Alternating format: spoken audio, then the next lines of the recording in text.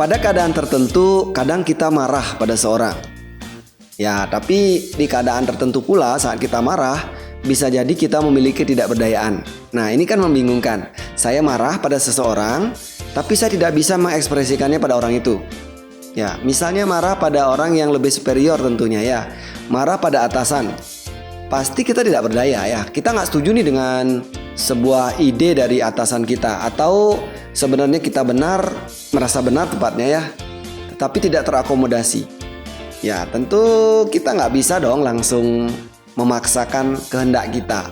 Nah, ketika keinginan kita tidak tercapai, tidak kita bisa ekspresikan, maka di dalam diri kita pasti ada yang namanya penolakan. Nah, penolakan inilah yang menimbulkan suatu kemarahan. Nah, ketika kemarahan itu tidak mampu terekspresi dengan kata-kata, dengan teriakan, dengan tindakan, maka dia menjadi tidak berdaya di dalam. Marah tapi tidak berdaya, ya pasti nggak enak kan?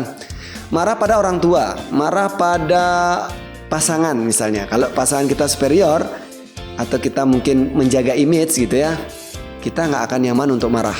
Tapi kemarahan yang tersimpan di dalam, yang tidak terekspresi menjadi marah-marah gitu ya, nah itu akan tetap akan ada di dalam.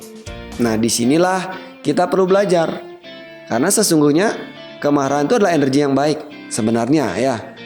Jadi pada saat kita punya keinginan, itu kan udah hidup itu dia punya keinginan ya. Daripada kita nggak punya keinginan, dipukul nggak marah gitu ya, diejek nggak marah, pasti ada kemarahan, cuman tidak terekspresi keluar. Di sini kita perlu belajar mengenalinya supaya tidak menjadi sampah di dalam. Nah, orang-orang yang memiliki tingkat energi keinginan yang besar, maka tingkat kemarahan juga akan berbanding lurus. Nah, di sini ketika orang memiliki energi besar ini, kemarahan juga besar. Nah, kalau ini tidak terekspresi, maka akan jadi penyakit. Salah satu yang paling dekat adalah perasaan cemas. Jadi pada saat orang itu mengalami kemarahan yang tidak terekspresi, dalam beberapa waktu itu akan berubah menjadi satu bentuk kecemasan. Ya, dia takut untuk marah. Marah tapi takut di dalam. Nah, campur kan jadi cemas, khawatir jadinya. Nah, jadi ketika orang mengerti kalau Anda punya gangguan anxiety nih sekarang, sadari bahwa Anda tuh orang yang hebat, orang punya energi yang hebat, tetapi Anda belum berani mengekspresikannya keluar, kemarahan yang ada itu. Nah, apa yang Anda bisa lakukan? Salah satunya adalah yang banyak saya bahas di YouTube channel ini. Kalau Anda mau searching tentang katarsis atau bagaimana mengelola kemarahan, di channel Dr. Dharmika ini banyak ya. Nah, sehingga Anda hanya perlu mengenali, sadari dulu bahwa saat Anda cemas atau mungkin ada kemarahan di dalam, Anda hanya perlu mengelolanya satu, ya. Dua, mungkin Anda bisa mengkatarsisnya keluar. Ya, katarsis bisa dengan banyak cara ya.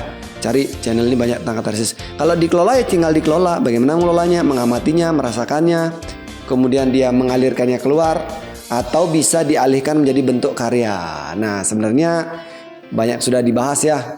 Apakah Anda mau katarsis dibuang saja, dikelola, diolah menjadi energi positif, atau dikaryakan. Ya, semoga di konten YouTube atau video kali ini memberi Anda inspirasi ya. Sampai jumpa di video selanjutnya.